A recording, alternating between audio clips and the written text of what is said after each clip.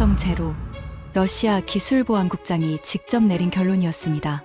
28년간 한국의 로켓 기술을 막기 위해 칸막이를 세우고 가짜 도면을 넘기고 도청까지 했습니다. 그런데 12년 뒤 누리호가 하늘로 솟아오른 순간 그의 손에서 커피잔이 떨어졌습니다. 러시아가 60년 걸린 기술을 한국이 12년 만에 찢어버린 겁니다. 전 세계가 경악했고 러시아는 충격에 빠졌습니다. 지금부터 그 충격적인 역전의 전말을 공개합니다. 시작하기 전 구독과 좋아요, 그리고 대한민국 화이팅 댓글로 한국을 응원해주세요. 모스크바 외곽 로스코스모스 본부 4층 보안국장실에 아침 햇살이 비치고 있었습니다. 오래된 참나무 책상 위에는 소련 시절 로켓 모형이 놓여 있었고 벽에는 보스토크 1호의 흑백 사진이 걸려 있었죠. 커피향이 사무실을 가득 채우고 있었습니다. 평범한 아침이었습니다. 그런데 그 순간 사무실 한쪽 벽에 걸린 TV 화면에 속보 자막이 떴습니다. 저는 커피잔을 들고 무심히 화면을 바라봤죠. 한국 누리호 3차 발사 완전 성공, 실용 위성 궤도 투입 성공, 세계 7번째 독자 우주발사체 보유국 등극. 커피잔이 손에서 미끄러졌습니다. 뜨거운 커피가 바닥에 쏟아지는 것도 느끼지 못했죠. 심장이 멈추는 것 같았습니다. 화면 속에서 하얀 로켓이 불기둥을 뿜으며 하늘로 솟아오르고 있었습니다. 나로우주센터 발사대에서 굉음과 함께 치솟는 그 로켓의 이름은 누리호. 순수 한국 기술로만 만든 발사체였습니다. 저는 믿을 수가 없었습니다. 손이 떨리기 시작했죠. 천천히 책상 서랍을 열었습니다. 맨 아래 칸, 먼지가 쌓인 갈색 폴더 하나를 꺼냈죠. 표지에는 붉은 글씨로 기밀이라고 찍혀 있었습니다. 15년 전 제가 직접 작성한 보고서였습니다. 대한민국의 독자 우주발사체 개발 가능성 평가. 결론, 가능성 제로. 제가 직접 쓴 문장이었습니다. 28년간 단 한 번도 틀린 적이 없다고 자부했던 저희 분석이었죠. 그 보고서를 바라보는 제 눈앞이 흐려졌습니다. 15년 전의 확신이 산산이 부서지는 소리가 귓가에 울렸습니다. 도대체 어디서부터 잘못된 것일까요? 여러분, 이 이야기를 하려면 저부터 소개해야 합니다. 그리고 그 시작은 지금으로부터 꽤 먼 과거로 거슬러 올라갑니다. 저는 세르게이 코발렌코입니다. 러시아 연방우주공사 로스코스모스의 기술보안국장을 28년간 맡았던 사람이죠. 기술보안국장이라는 직함이 생소하실 겁니다.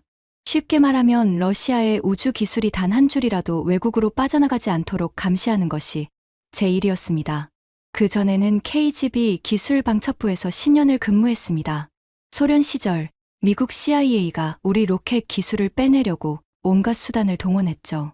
저는 그것을 막는 최전선에 있었습니다. 기술은 피로 지킨다. 이것이 저의 좌우명이었습니다. 잠깐 1초만 시간을 내서 구독 버튼을 눌러주시면 영상 제작에 아주 큰 힘이 됩니다.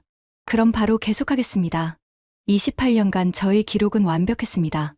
미국, 중국, 인도, 이란까지 온갖 나라들이 러시아의 로켓 기술을 탐냈지만 제 눈을 피해 빠져나간 기술은 단 한 건도 없었습니다. 동료들은 저를 철의 문지기라고 불렀죠. 그 별명이 자랑스러웠습니다. 그런 제가 한 번도 위협이라고 생각하지 않았던 나라가 있었습니다. 대한민국이었습니다. 한국이라고요? 저는 코웃음을 쳤습니다. 로켓 하나 자력으로 쏘아올린 적이 없는 나라였거든요. 위협 목록에도 올리지 않았습니다. 감시 대상 3등급, 최하위였죠. 미국이 1등급, 중국이 2등급이었으니 한국은 아예 관심 밖이었습니다. 하지만 바로 그것이 제 인생 최대의 실수였습니다. 이야기는 소련이 무너진 그 해부터 시작됩니다. 제 아버지, 니콜라이 코발렌코는 소련 에네르기아 설계국의 로켓 엔진 수석 엔지니어였습니다. 에네르기아 설계국이라는 곳이 어떤 곳인지 아십니까? 인류 최초의 인공위성 스푸트니크, 인류 최초로 우주에 간 유리 가가린의 보스토크 로켓, 그리고 지금까지 반세기 넘게 우주비행사들을 우주정거장까지 실어 나르는 소유즈 로켓까지 이 모든 것을 만들어낸 곳이 바로 에네르기아였습니다. 아버지는 그곳에서 35년을 보냈습니다. 로켓 엔진의 심장이라고 불리는 터보펌프를 설계하는 것이 아버지의 일이었죠. 터보펌프가 뭔지 아십니까? 초당 수백 리터의 연료를 영하 250도의 극저온 상태에서 연소실로 밀어넣는 장치입니다. 머리카락 한 올 두께의 정밀도가 요구되죠. 이 기술을 가진 나라는 전 세계에서 손에 꼽았습니다. 미국과 소련, 딱 두 나라뿐이었죠. 저는 어린 시절부터 아버지의 작업실에서 자랐습니다. 모스크바 외곽 코롤료프시에 있던 에네르기아 설계국, 그 거대한 건물의 지하 실험실에서 아버지가 도면을 펼치던 모습을 지금도 기억합니다. 기름 냄새와 금속 냄새가 뒤섞인 그 공간에서 아버지의 손끝은 늘 검었지만 눈빛만큼은 별처럼 빛나고 있었죠.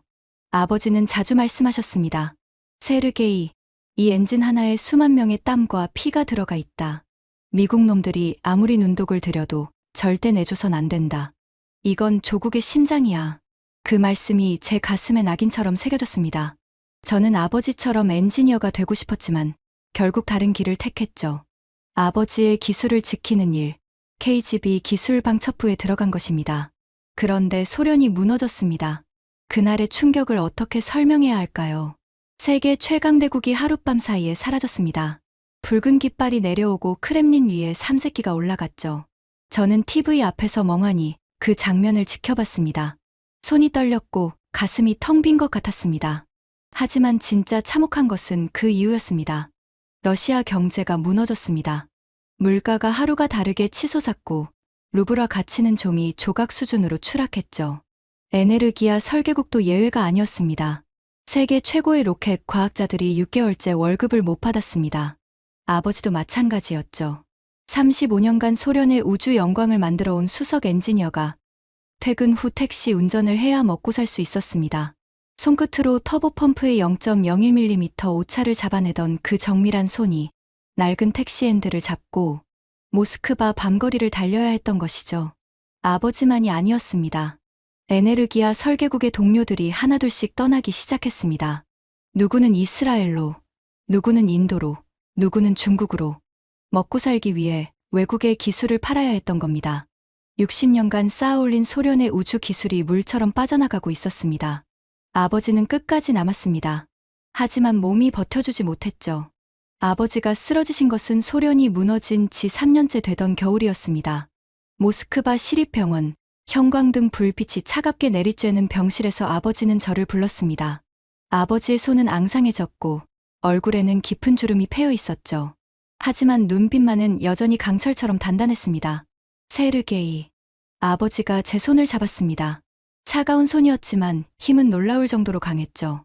절대 우리 기술을 내주지 마라. 이건 수만 명의 피와 땀이다. 내가 35년간 지켜온 것을 내가 지켜야 한다. 그것이 아버지의 마지막 말씀이었습니다. 저는 그 병실에서 맹세했습니다. 어떤 일이 있어도 아버지가 만든 기술을 지키겠다고. 누구에게도 내주지 않겠다고. 제 목숨이 다하는 날까지. 그리고 저는 그 맹세를 지켰습니다. 28년간 단 한 번의 예외도 없이 미국이 아무리 공작을 펼쳐도 중국이 아무리 돈을 뿌려도 제가 지키는 한 러시아의 로켓 기술은 단 1페이지도 빠져나가지 않았습니다. 하지만 그 완벽한 기록에 균열을 낸 것은 미국도 중국도 아니었습니다. 위협 목록 3등급 최하위에 있던 나라였습니다. 소련이 무너진 뒤 러시아 우주 프로그램의 상황은 참담했습니다. 한때 연간 80억 달러에 달했던 우주 예산이 5억 달러로 쪼그라들었죠. 세계 최고의 로켓 과학자 1만 2천 명 중 4천 명이 해외로 떠났습니다. 발사대는 녹슬어갔고 연구소 복도에는 찬바람만 불었습니다. 로스코스모스 본부 회의실에서 긴급 간부회의가 열린 것은 그 무렵이었습니다. 회의실은 소련 시절의 영화를 보여주는 듯했습니다. 높은 천장에 샹들리에가 걸려 있었지만 전구가 절반이나 나가 있었죠. 벽에는 가가린의 사진이 걸려 있었지만 액자 유리에 금이 가 있었습니다. 화려했던 과거와 초라한 현재가 공존하는 공간이었습니다. 당시 로스코스모스 부국장이었던 빅토르 그리신이 입을 열었습니다. 한국에서 제안이 왔다. 회의실이 조용해졌습니다. 공동 우주발사체 개발. 그 대가로 2억 달러. 2억 달러. 그 금액을 들은 순간 회의실 분위기가 미묘하게 바뀌었습니다. 6개월째 월급이 밀린 간부들의 눈빛이 흔들리는 것이 보였죠. 하지만 저는 즉시 반대하고 나섰습니다. 불가능합니다. 모든 시선이 저를 향했습니다. 한국과 공동 개발이라고요? 이건 아버지 세대가 목숨을 걸고 만든 기술입니다. 60년간의 피와 땀을 2억 달러에 팔겠다는 건 러시아의 영혼을 파는 것과 같습니다. 저는 테이블을 주먹으로 내리쳤습니다. 쿵 하는 둔탁한 소리가 회의실에 울렸죠. 그리신 부국장이 한숨을 내쉬었습니다. 코발렌코, 자네 심정은 이해 안 해. 하지만 현실을 보게. 우리 과학자들이 택시를 몰고 있어. 발사대가 녹슬고 있다고. 돈이 급해. 그래도 핵심 기술은 절대 넘겨선 안 됩니다. 제가 목소리를 높였습니다. 하지만 회의실의 분위기는 이미 기울어져 있었죠. 재무국장 올레그 쿠즈네초프가 손가락으로 숫자를 짚으며 말했습니다. 2억 달러면 과학자 8,000명의 1년치 급여입니다. 이 돈을 거절하면 내년에는 남아있는 과학자의 절반마저 잃을 겁니다. 기술이사 이고르 세미오노프도 고개를 끄덕였습니다. 어차피 한국은 기초가 없습니다. 우리가 보여줄 것만 보여주고 핵심은 철저히 잠가두면 됩니다. 소위를 일은 없어요. 저는 이를 악물었습니다. 주먹을 쥔 손에 땀이 배어나왔죠. 하지만 저 혼자만의 반대로는 역부족이었습니다. 6개월 밀린 월급 앞에서 자존심은 사치였거든요. 결국 결정이 내려졌습니다. 한국과의 공동 로켓 개발 승인. 하지만 그리심 부국장이 한 가지 조건을 덧붙였습니다. 코발렌코. 부국장이 저를 똑바로 바라봤습니다. 자네가 직접 감시해. 기술 유출. 단 한 줄도 허용하지 마. 저는 대답했습니다. 한 줄은커녕 한 글자도 넘어가지 않게 하겠습니다. 그날 밤, 저는 사무실에 홀로 앉아 한국에 대한 자료를 검토했습니다. 모니터 화면에 떠오른 한국항공우주연구원, 줄여서 항우연의 정보를 보며 저는 코웃음을 쳤습니다. 창설 10년, 로켓 개발 경험 제로, 인력 300명, 액체 엔진 시험 설비 전무. 이것이 우리의 상대라고요? 60년간 축적된 러시아의 우주 기술 앞에서 각걸음마를 뗀 수준이었습니다. 미국 나사가 직원 수만 명에 연간 200억 달러를 쏟아붓고 일본 JAXA도 수십 년의 경험을 가지고 있는데 고작 300명짜리 연구소가 뭘 하겠다는 것인지 저는 보고서에 굵은 글씨로 적었습니다. 대한민국의 독자 우주발사체 개발 가능성 평가. 결론, 가능성 제로.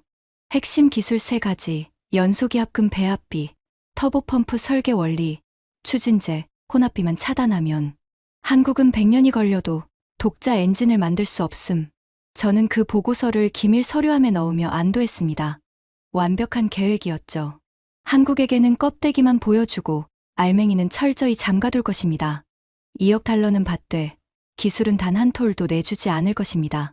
아버지의 유언을 지키는 것, 그것이 저희 사명이었으니까요. 하지만 그때 저는 한 가지를 간과하고 있었습니다. 저는 한국이라는 나라를 전혀 모르고 있었습니다.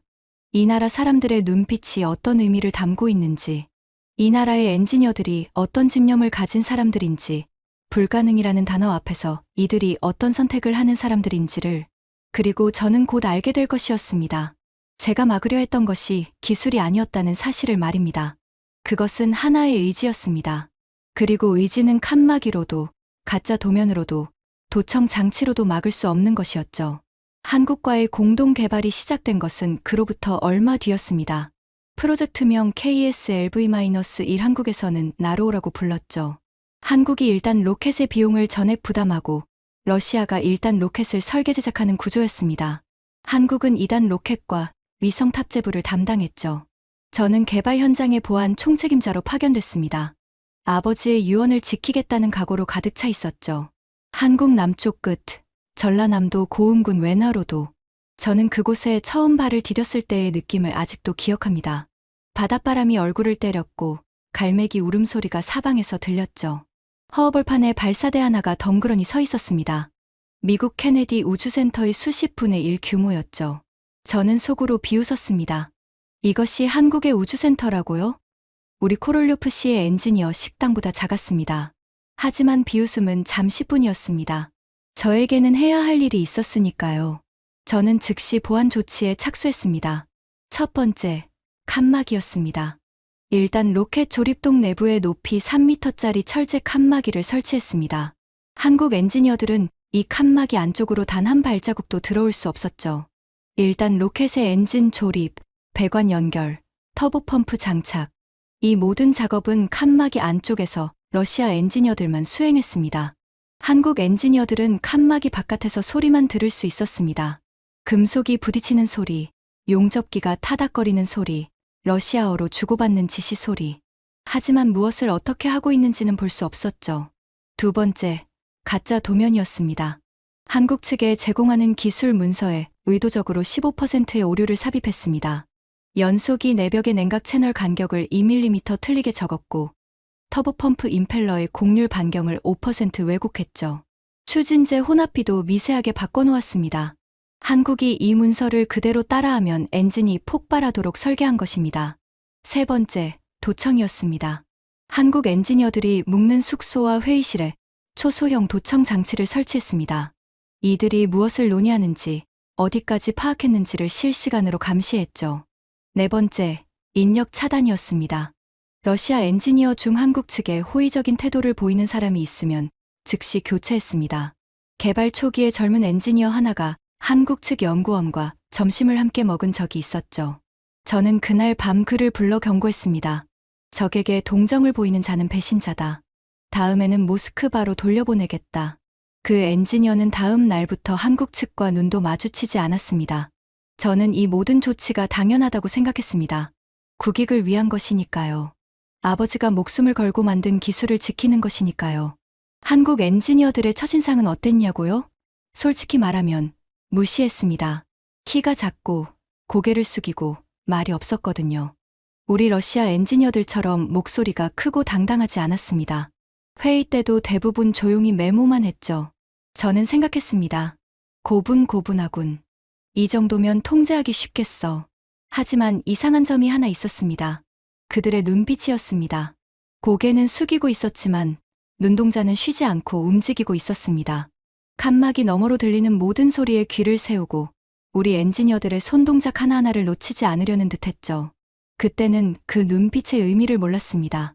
나중에야 알게 됐죠. 그것은 굴종이 아니라 관찰이었다는 것을요. 침묵이 아니라 흡수였다는 것을요. 하지만 당시에 저는 그저 만족스러웠습니다. 모든 것이 계획대로였으니까요. 그런데 균열은 예상치 못한 곳에서 시작됐습니다. 나로 조립이 본격화된 어느 날이었습니다. 러시아 엔지니어 팀이 일단 로켓 외벽의 특수 용접 작업을 하고 있었죠. 이 용접은 진공 환경에서 버틸 수 있는 특수 기법이었습니다. 텅스텐 이너트 가스, 줄여서 TIG 용접이라고 하는데 로켓 외벽의 내열 합금을 접합하는데 필수적인 기술이었죠.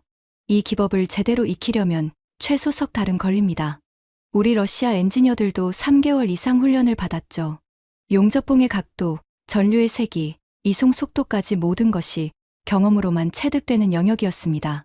당연히 이 작업은 칸막이 안쪽에서만 진행됐습니다. 한국 엔지니어들은 볼 수 없었죠.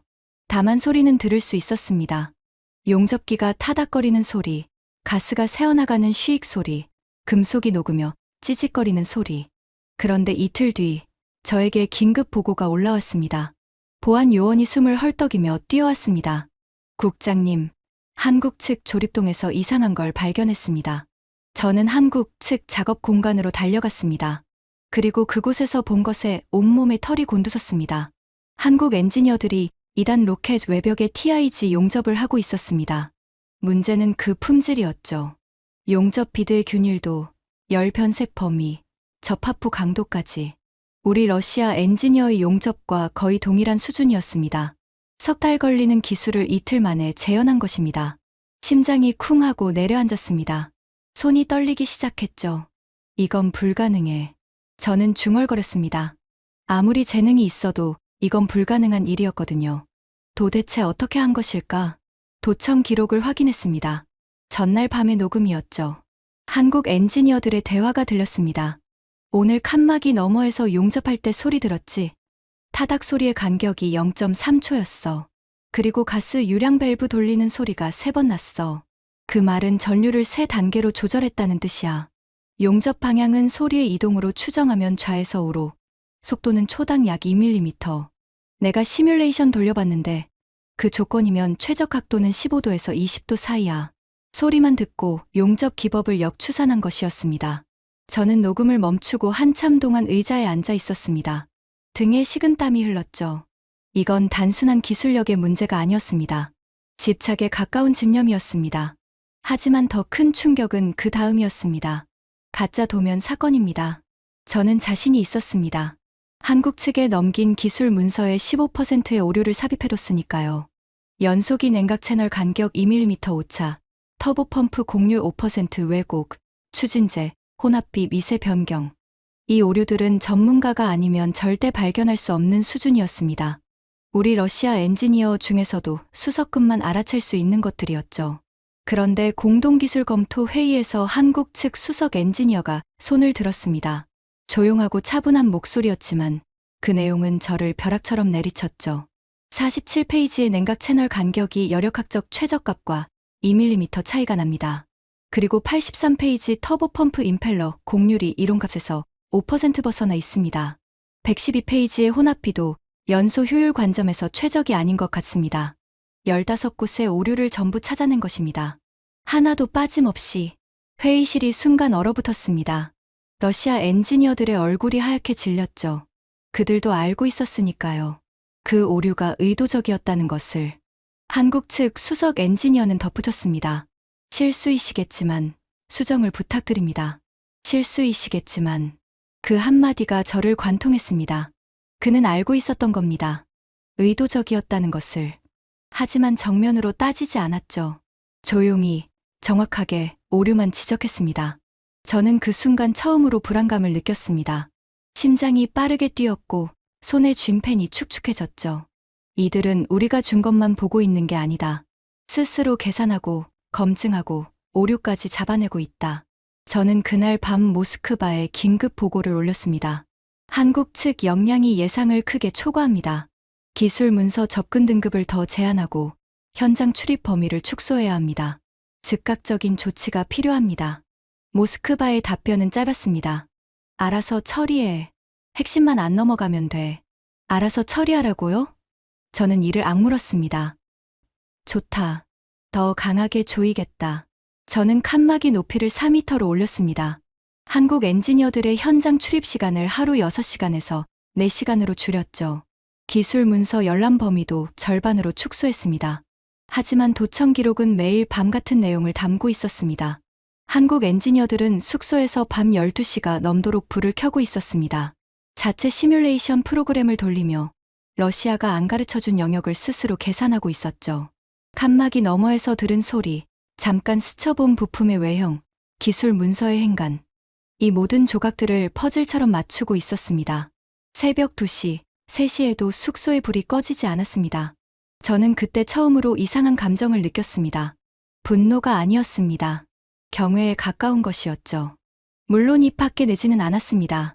하지만 마음 한구석에서 작은 균열이 생기고 있었습니다. 나로호 1차 발사일이 다가왔습니다. 나로호 주센터 발사대에 나로호가 세워졌습니다. 높이 33m, 무게 140톤. 1단은 러시아가 만든 RD-151 엔진이 장착됐고 2단은 한국이 자체 개발한 고체 로켓이었죠. 발사 당일 저는 관제센터 뒤편에 서 있었습니다. 한국 엔지니어들의 표정이 보였죠. 긴장과 기대가 뒤섞인 얼굴들이었습니다. 몇몇은 두 손을 꼭 모으고 기도하는 듯했습니다. 카운트다운이 시작됐습니다. 5, 4, 3, 2, 1점 발사. 굉음과 함께 나로호가 발사대를 떠났습니다. 거대한 불기둥이 하늘을 향해 치솟았고 굉장한 진동이 관제센터까지 전해졌죠.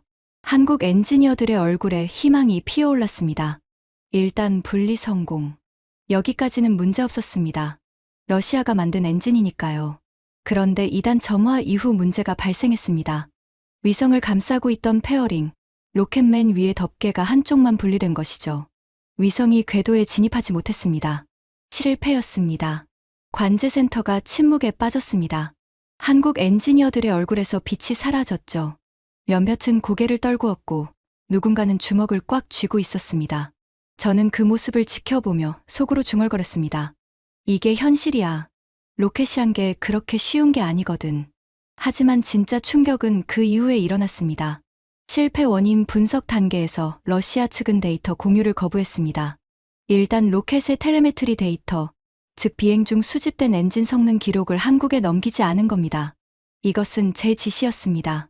실패 데이터에도 기술이 담겨 있다. 엔진 온도 변화, 연소 압력 곡선, 진동 패턴.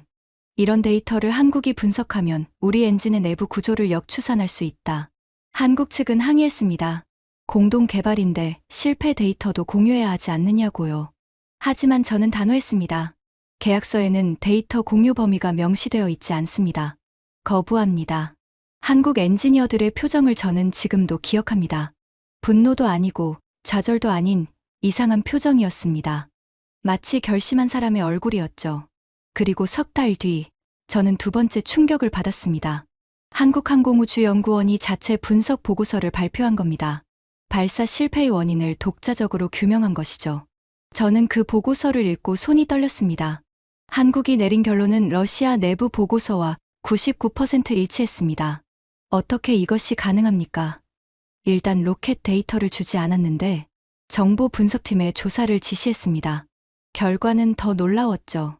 한국 엔지니어들은 발사 당일 수집한 외부 관측 데이터만으로 분석을 해낸 것이었습니다. 지상 추적 레이더 신호, 음향 센서, 적외선 카메라, 자신들이 가진 장비만으로 러시아 엔진의 비행 성능을 거의 완벽하게 재구성했습니다. 그뿐이 아니었습니다. 한국 측 보고서에는 러시아 내부 보고서에도 없는 내용이 하나 있었죠. 페어링 분리 실패의 2차 원인으로 1단 엔진의 미세 진동이 페어링 결합 후의 피로를 누적시켰을 가능성. 러시아 분석팀이 놓친 부분을 한국이 찾아낸 것입니다. 저는 그 보고서를 읽고 오랫동안 창밖을 바라봤습니다. 모스크바의 회색 하늘이 끝없이 펼쳐져 있었죠. 가슴속에서 뭔가가 흔들리는 것을 느꼈습니다. 하지만 인정할 수는 없었습니다. 아직은 나로호 2차 발사도 실패했습니다. 이번에는 일단 로켓이 비행 중 폭발한 겁니다. 137초 만에 공중에서 산산이 부서졌죠. 러시아와 한국은 서로에게 책임을 돌렸습니다. 러시아는 한국의 2단 로켓 문제라고 했고, 한국은 러시아의 1단 엔진 결함이라고 주장했죠. 진실이 밝혀지기까지 오랜 시간이 걸렸습니다. 결국 밝혀진 원인은 1단 엔진의 산화제 공급 라인 이상이었습니다. 러시아 측 문제였죠. 저는 그 사실을 알았을 때 이를 악물었습니다. 우리 엔진의 문제라는 것이 치욕적이었거든요. 하지만 더 치욕적이었던 것은 한국이 이 사실을 먼저 파악하고 있었다는 점이었습니다. 데이터도 없이 자체 분석만으로. 그리고 그때 한국에서 충격적인 발표가 나왔습니다. 한국이 독자 엔진 개발을 선언한 것입니다. 러시아에 의존하지 않고 순수 한국 기술로 75톤급 액체 로켓 엔진을 만들겠다는 것이었죠. 75톤급 액체 로켓 엔진. 이 말이 얼마나 황당하게 들렸는지 아십니까? 75톤급이라는 것은 로켓 엔진이 75톤의 추력을 낸다는 뜻입니다. 이 정도 추력의 엔진을 만들 수 있는 나라는 당시 전 세계에서 미국, 러시아, 유럽, 중국, 일본뿐이었습니다. 그것도 수십 년에 걸쳐 개발한 것이었죠. 러시아가 소유즈 로켓의 RD-107 엔진을 완성하기까지 걸린 시간을 아십니까? 15년입니다. 그것도 소련 전체의 역량을 총동원한 결과였죠. 미국의 세턴 로켓 F1 엔진은 8년, 일본의 에리-7 엔진은 12년이 걸렸습니다. 그런데 한국이라고요? 액체 로켓 엔진 경험 제로, 연소 시험 설비 전무, 핵심 소재 기술 없음. 이 상태에서 75톤급 엔진을 만들겠다? 로스코스모스 복도에서 이 소식이 전해졌을 때 벌어진 일을 말씀드리겠습니다. 웃음이 터져 나왔습니다. 점심시간에 구내 식당에서 엔지니어들이 배를 잡고 웃었죠. 한국이 로켓 엔진을 만든다고? 로켓 엔진이 스마트폰인 줄 아나 봐. 반도체 만들듯이 설계도 찍어서 공장에 넣으면 나오는 줄 아나 보지. 3년 안에 포기할 거야. 내기하자. 저도 웃었습니다. 코웃음이었죠. 로켓 엔진은 반도체가 아닙니다. 설계도만 있으면 되는 게 아니에요. 수천 번의 연소 시험이 필요합니다. 3000도의 화염, 초당 수백 리터의 추진제, 수만 RPM으로 회전하는 터보 펌프. 이 극한 환경에서 모든 부품이 완벽하게 작동해야 합니다. 한 가지라도 어긋나면 폭발이죠. 그래서 로켓 엔진 개발은 실패의 역사입니다. 미국도 소련도 수백 번의 폭발을 겪으며 기술을 쌓아 올렸습니다. 우리 아버지 세대는 동료를 잃기도 했죠. 시험대에서 엔진이 폭발하면 반경 200m가 초토화됩니다. 목숨을 걸고 쌓은 기술이라는 말이 과장이 아닌 겁니다. 한국에게 그런 경험이 있습니까? 없었습니다. 시험대도 없었고 연소 시험도 한 번도 해본 적이 없었죠. 말 그대로 맨바닥에서 시작하는 것이었습니다. 일본의 반응도 비슷했습니다. JAXA의 한 관계자는 이렇게 말했다고 합니다. 우리도 에리-7 엔진 개발에 12년이 걸렸고 중간에 폭발 사고로 연구원을 잃기도 했다. 한국이 어떤 어려움에 직면하게 될지 모르는 것 같다. 미국 나사도 회의적이었습니다. 항공우주 전문 매체에 실린 한 분석가의 코멘트가 기억납니다. 독자 개발은 존중하지만 현실적으로 20년은 잡아야 한다. 한국의 예산 규모로는 더 걸릴 수 있다. 중국 국가항천국도 마찬가지였습니다. 중국은 이미 장정 로켓 시리즈로 수십 년의 경험을 가지고 있었는데 그런 중국 관계자조차 이런 반응이었죠. 기초 없이 시작하는 것은 무모한 도전이다. 국제협력을 통해 단계적으로 기술을 확보하는 것이 현실적인 길이다. 번역하면 혼자서는 못한다는 뜻이었습니다. 저는 이 모든 반응을 보며 안도했습니다. 세계 모든 전문가가 동의하고 있었으니까요. 한국의 독자 개발은 불가능하다. 이것이 상식이었습니다. 하지만 저는 한 가지 더 강력한 조치를 취했습니다. 한국이 독자 엔진 개발을 선언한 것이 나로호 기술 계약 위반일 수 있다며 국제소송을 검토하라고 법무팀에 지시한 겁니다. 한국이 우리 기술을 기반으로 독자 개발하는 것은 계약 위반입니다. 법적 조치로 아예 싹을 잘라야 합니다. 이것이 그때 제 판단이었습니다. 기술로 막고 법으로 막고 모든 수단을 동원해서 한국의 길을 차단하겠다는 것이었죠. 그리고 저는 기다렸습니다. 3년 안에 포기할 거라고 확신하면서. 하지만 3년이 지나도 한국은 포기하지 않았습니다. 3년이 아니라 7년이 지났습니다. 그 7년 동안 한국에서 무슨 일이 벌어지고 있었는지 저는 꾸준히 추적했습니다. 처음에는 비웃음이었고, 다음에는 무관심이었고, 나중에는 불안이었죠. 한국은 나로우주센터 옆에 엔진 시험 설비를 새로 지었습니다. 맨바닥에서 시작해서 연소 시험대를 직접 설계하고 건설한 겁니다. 한 번도 해본 적 없는 일이었죠. 그리고 연소 시험이 시작됐습니다. 처음에는 실패의 연속이었습니다. 엔진에 불을 붙이면 몇 초 만에 꺼지거나 이상 연소가 발생하거나 터보 펌프가 과열되거나 수십 번의 시도와 수십 번의 실패가 반복됐죠. 우리 정보 분석팀은 이 과정을 세밀하게 추적했습니다. 초기 보고서에는 이런 내용이 적혀 있었습니다. 한국 엔진 연소 시험 현황. 1차 시도, 연소 시간 0.5초 이상 진동으로 긴급 정지. 2차 시도, 연소 시간 2.3초, 연소실 내벽 손상. 3차 시도, 연소 시간 1.1초, 터보 펌프 과열. 종합평가, 기초 단계에서 난항 중. 독자 개발 성공 가능성 극히 낮음. 저는 이 보고서를 읽으며 고개를 끄덕였습니다. 예상대로였으니까요. 로켓 엔진은 그렇게 쉽게 만들어지는 것이 아닙니다. 하지만 이상한 점이 있었습니다. 한국의 실패 주기였습니다. 보통 로켓 엔진 개발에서 연소 시험은 한 번 실패하면 원인 분석에 최소 3개월이 걸립니다. 설계를 수정하고 부품을 다시 제작하고 시험을 준비하는데 또 3개월. 그래서 1년에 시험을 2번 하면 빠른 겁니다. 그런데 한국은 1년에 10번 넘게 시험을 했습니다. 실패하면 2주 만에 원인을 분석하고 한 달 안에 설계를 수정하고 다시 시험대에 올렸습니다. 이 속도는 비정상적이었습니다. 저는 분석팀에 물었죠. 어떻게 이런 속도가 가능한 건가? 분석관의 대답이 저를 불안하게 만들었습니다. 한국 엔지니어들이 나로호 실패 데이터를 역분석한 것으로 보입니다. 나로호 1차, 2차 발사 실패 과정에서 수집한 비행 데이터, 진동 패턴, 연소 특성을 자체 시뮬레이션의 기반 데이터로 활용한 것 같습니다. 등골이 서늘해졌습니다. 제가 데이터 공유를 거부했을 때 한국이 자체 분석으로 실패 원인을 규명한 것을 기억하시죠? 그때 수집한 데이터가 이제 독자 엔진 개발의 자양분이 되고 있었던 겁니다. 내가 준 실패조차 이들에게는 교과서였다. 그 깨달음이 머리를 때렸습니다. 그리고 7년째 되던 해 한국항공우주연구원에서 발표가 나왔습니다. 75톤급 액체 로켓 엔진, 연소 시험 성공, 연소 시간 143초, 정상 작동 확인, 143초. 이 숫자의 의미를 설명해야겠습니다. 로켓 엔진이 정상적으로 143초를 연소한다는 것은 모든 시스템이 완벽하게 작동했다는 뜻입니다.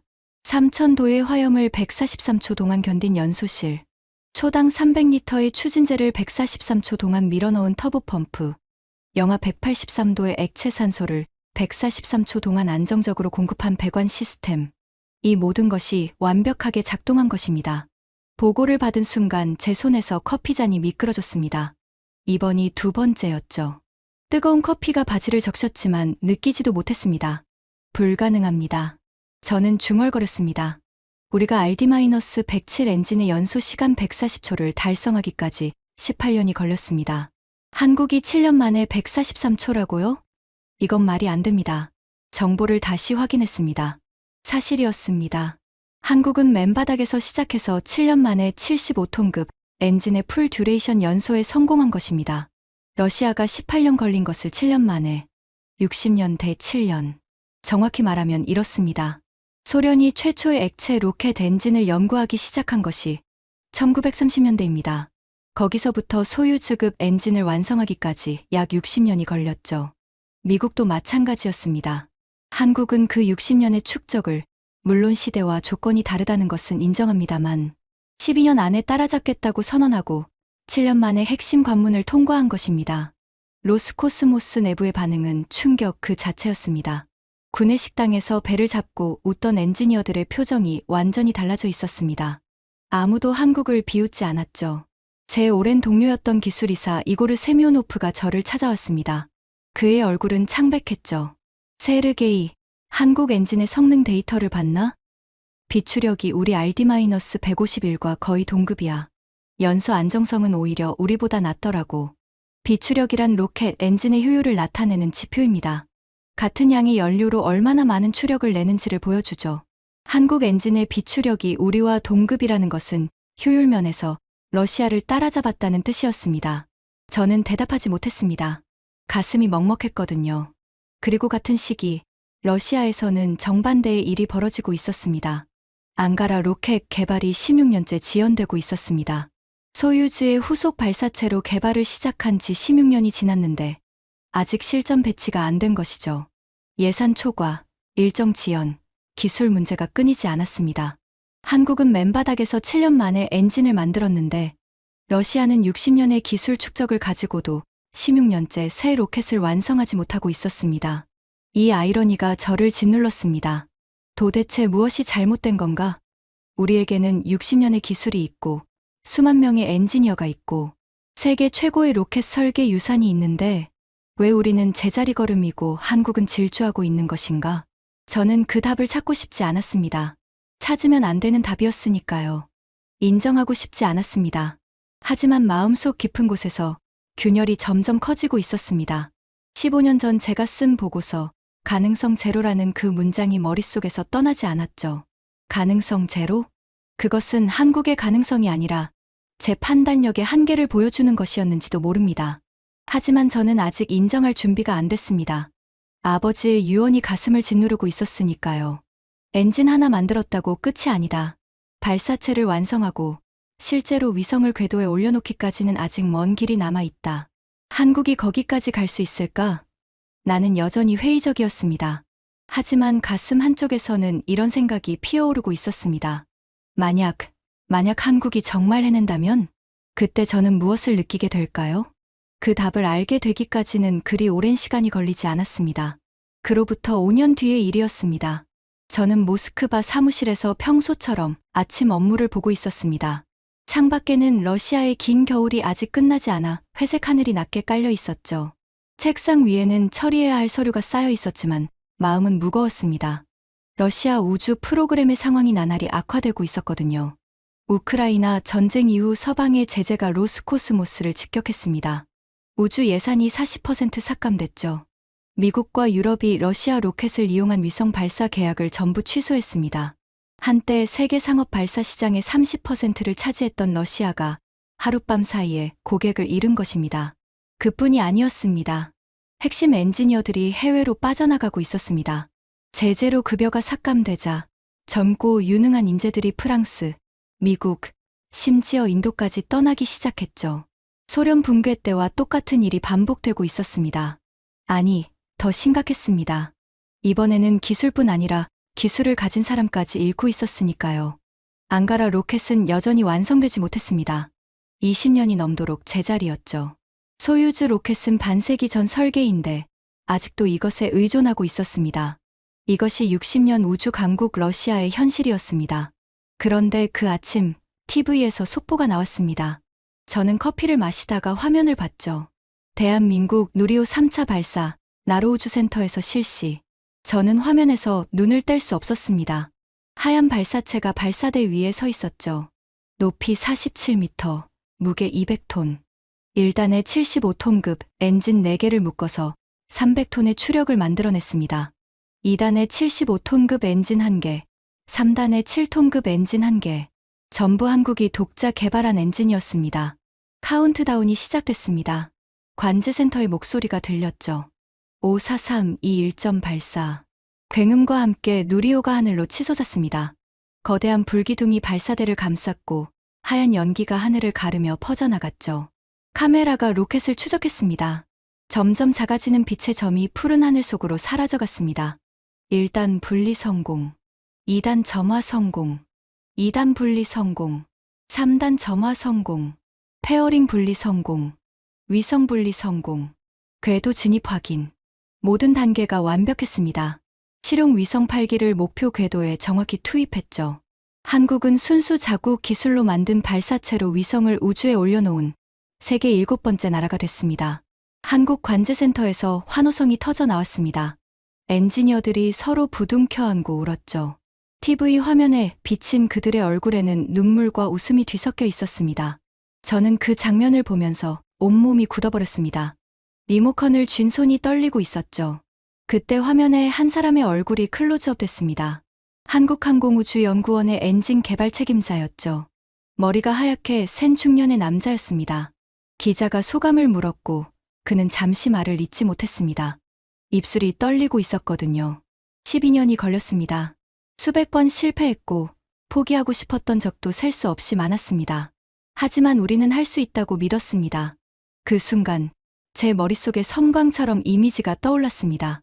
나로우주센터의 칸막이, 그 3m 높이의 철제 벽 너머에서 소리만 듣고 있던 젊은 엔지니어들. 그들의 조용했지만 쉬지 않고 움직이던 눈동자. 밤 12시가 넘도록 꺼지지 않던 숙소의 불빛. 가짜 도면의 오류 15곳을 전부 찾아내고도 실수이시겠지만 이라고 말했던 그 수석 엔지니어. 그 사람들이었습니다. 그 조용하고 고개 숙인 사람들이 해낸 것이었습니다. 저는 천천히 책상 서랍을 열었습니다. 맨 아래 칸의 갈색 폴더를 꺼냈죠. 먼지가 쌓인 기밀 보고서였습니다. 대한민국의 독자 우주발사체 개발 가능성 평가. 결론, 가능성 제로. 15년 전 제가 직접 쓴 문장이었습니다. 28년간 단 한 번도 틀린 적이 없다고 자부했던 저희 분석이었죠. 저는 그 보고서를 오랫동안 바라봤습니다. 글자가 흐릿해졌죠. 눈에 뭔가가 고인 것 같았지만 차마 인정하고 싶지 않았습니다. 그런데 그 주에 날아온 소식들이 저를 완전히 무너뜨렸습니다. 일본의 H3 로켓이 또다시 발사 연기를 발표했습니다. 2단 엔진의 문제로 세 번째 일정 조정이었죠. 한국은 성공하고 일본은 실패하고 있었습니다. 아시아 우주 개발의 판도가 뒤집어지고 있었던 겁니다. 나사가 공식 성명을 냈습니다. 한국의 우주 발사체 기술 발전 속도는 전례가 없다. 향후 우주 탐사 협력의 중요한 파트너가 될 것이다. 전례가 없다. 그 표현이 저를 관통했습니다. 유럽 우주국 ESA의 국장이 기자회견에서 말했습니다. 한국형 발사체는 가격 경쟁력과 신뢰성을 모두 갖추고 있다. 유럽의 소형 위성 발사에 한국 발사체를 활용하는 방안을 검토하고 있다. 러시아 로켓을 쓰던 유럽이 이제 한국 로켓을 쓰겠다는 것이었습니다. 그리고 결정적인 소식이 왔습니다. 한국이 다누리에 이어 달 착륙선을 독자 기술로 개발하겠다고 발표한 겁니다. 그뿐만이 아니었습니다. 아랍에미리트, 인도네시아, 폴란드 등 여러 나라가 한국형 발사체를 이용한 위성 발사 계약을 타진하고 있다는 소식이었죠. 한국이 우주 발사 서비스를 판매하는 나라가 된 것입니다. 기술을 사러 다니던 나라가 기술을 파는 나라가 됐습니다. 저는 사무실에 혼자 앉아 있었습니다. 창밖의 회색 하늘을 바라보며 60년 전 소련이 세계 최초로 우주에 도달했을 때의 영광을 떠올렸습니다. 스푸트니크의 삐삐 소리가 전 세계를 놀라게 했던 그 순간. 가가린이 우주에서 지구를 내려다보며 말한 지구는 푸르다라는 그 한마디. 그 영광이 이제 다른 나라의 것이 되고 있었습니다. 저는 책상 위에 보고서를 집어들었습니다. 가능성 제로. 그 문장을 마지막으로 한 번 읽었습니다. 그리고 천천히, 아주 천천히 그 보고서를 찢었습니다. 반으로, 또 반으로. 종이 찢어지는 소리가 조용한 사무실에 울렸습니다. 15년간의 확신이 조각조각 부서지는 소리였죠. 그날 저녁, 저는 모스크바 외곽의 공동묘지를 찾았습니다. 겨울이 끝나가는 시기였지만 묘지에는 아직 눈이 남아 있었습니다. 발밑에서 얼어붙은 눈이 사각사각 소리를 냈죠. 찬바람이 뺨을 스쳤고 코끝이 시렸습니다. 아버지의 묘석 앞에 섰습니다. 회색 화강암에 새겨진 이름이 보였죠. 니콜라이 세르게의 빛이 코발렌코. 소련 에네르기아 설계국 로켓 엔진 수석 엔지니어. 조국의 영광을 위해 평생을 바친 사람. 저는 묘석 앞에 무릎을 꿇었습니다. 차가운 땅이 무릎뼈를 파고들었지만 느끼지 못했습니다. 아버지. 목소리가 떨렸습니다. 제가 지키지 못했습니다. 눈물이 흘렀습니다. 58년 인생에서 KGB 시절에도 소련이 무너질 때도 흘리지 않았던 눈물이었습니다. 뜨거운 것이 뺨을 타고 흘러내렸고 턱 끝에서 얼어붙은 땅 위로 떨어졌죠. 28년간 지켰습니다. 칸막이를 세웠고 가짜 도면을 만들었고 도청까지 했습니다. 할 수 있는 모든 것을 했습니다. 바람이 불었습니다. 묘지의 자작나무 가지가 흔들리며 바스락거리는 소리를 냈죠. 하지만 소용없었습니다. 아버지. 저는 잠시 말을 잇지 못했습니다. 가슴이 벅차올랐거든요. 처음에는 분했습니다. 화가 났어요. 60년간 쌓아올린 것을 12년 만에 따라잡은 나라에 대한 분노. 제 판단이 틀렸다는 사실에 대한 수치심. 아버지의 유언을 지키지 못했다는 죄책감. 저는 주머니에서 찢어진 종이 조각들을 꺼냈습니다. 아까 사무실에서 찢은 보고서였죠. 대한민국의 독자 우주발사체 개발 가능성 제로. 그 조각들을 아버지 묘석 앞에 내려놓았습니다. 하지만 이제 알겠습니다. 제 목소리가 조금 단단해졌습니다. 제가 막으려 했던 것은 기술이 아니었습니다. 아버지. 그것은 한 민족의 의지였습니다. 그리고 의지는 칸막이로도, 가짜 도면으로도, 도청 장치로도 막을 수 없는 것이었습니다. 묘석 위에 눈 결정이 반짝이고 있었습니다. 아버지가 듣고 계신 것 같았죠. 아버지의 유언을 저는 잘못 해석했습니다. 아버지가 기술을 지키라고 한 것은 기술에 담긴 정신을 지키라는 뜻이었을 겁니다. 열정, 집념, 불가능 앞에서도 포기하지 않는 의지. 그것이 진짜 기술의 본질이었습니다. 저는 천천히 일어섰습니다. 한국은 그 본질을 가지고 있었습니다. 아니, 우리보다 더 강하게. 소리만 듣고 용접을 재현하고 가짜 도면에서 오류를 찾아내고 데이터 없이 실패 원인을 규명하고 맨바닥에서 7년 만에 엔진을 만들고 12년 만에 우주에 도달한 사람들. 이 사람들의 의지를 저는 과소평가했습니다. 가능성 제로라는 오만한 결론을 내렸습니다. 바람이 다시 불었습니다. 이번에는 조금 더 따뜻한 바람이었죠. 봄이 오고 있었습니다. 아버지, 기술은 훔치는 것이 아니었습니다. 빼앗는 것도 막을 수 있는 것도 아니었습니다. 기술은 의지가 만드는 것이었습니다. 아무리 높은 칸막이를 세워도 소리만 듣고 배워내는 사람들을 막을 수는 없었습니다. 저는 묘석에 손을 얹었습니다. 차가운 화강암의 촉감이 손바닥에 전해졌죠. 아버지도 그런 사람이셨잖아요. 아무것도 없는 전후의 폐허에서 맨손으로 로켓 엔진을 만들어낸 사람. 한국의 엔지니어들은 아버지를 닮은 사람들이었습니다. 저는 마지막으로 묘석을 바라보며 미소를 지었습니다. 쓸쓸하지만 맑은 미소였죠. 안녕히 주무세요, 아버지. 저는 이제 이해합니다. 모스크바의 하늘이 조금씩 맑아지고 있었습니다. 회색 구름 사이로 한 줄기 빛이 내려왔죠. 그 빛이 아버지의 묘석 위를 비추고 있었습니다. 묘지를 나서며 저는 한 가지를 떠올렸습니다. 나로우주센터에서 칸막이 너머에 서 있던 한국 엔지니어들의 얼굴을요. 고개를 숙이고 있었지만 쉬지 않고 움직이던 그 눈동자. 그때 저는 그것을 굴종이라고 생각했습니다. 아니었습니다. 그것은 불꽃이었습니다. 3미터짜리 철제 칸막이 너머에서도, 가짜 도면 속에서도, 도청당하는 숙소에서도 꺼지지 않았던 불꽃. 그 불꽃이 12년 뒤 하늘에 솟아오른 것입니다. 300톤의 추력으로, 47미터의 높이로, 누리호라는 이름으로. 저는 28년간 기술을 막는 것이 저희 사명이라고 믿었습니다. 하지만 세상에는 막을 수 없는 것이 있었습니다. 불가능이라는 단어를 모르는 사람들의 의지. 그것이 진짜 로켓이었습니다. 어떤 칸막이보다 높이, 어떤 로켓보다 멀리 날아가는. 저는 걸음을 멈추고 하늘을 올려다봤습니다. 구름 사이로 푸른 하늘이 보였죠. 어딘가 저 위에 한국이 올려보낸 위성이 지구를 돌고 있을 것이었습니다. 60년의 자부심으로도 막지 못한 12년의 의지. 그것이 제가 배운 마지막 교훈이었습니다. 여러분, 오늘 이 이야기를 들으며 어떤 생각을 하셨나요? 저는 이것만큼은 확신합니다. 세상에서 가장 강력한 기술은 설계도에 있는 것이 아닙니다. 사람의 가슴 속에 있습니다. 포기하지 않겠다는 그 한마디가 60년의 벽을 12년 만에 넘게 하는 진짜 엔진이었습니다. 지금까지 러시아 기술보안국장이 28년간 막으려 했지만 결국 막지 못한 대한민국의 충격적인 우주 역전 이야기였습니다. 칸막이 너머에서 소리만 듣고도 포기하지 않았던 우리 엔지니어들의 이야기를 주변에 널리 공유해주세요.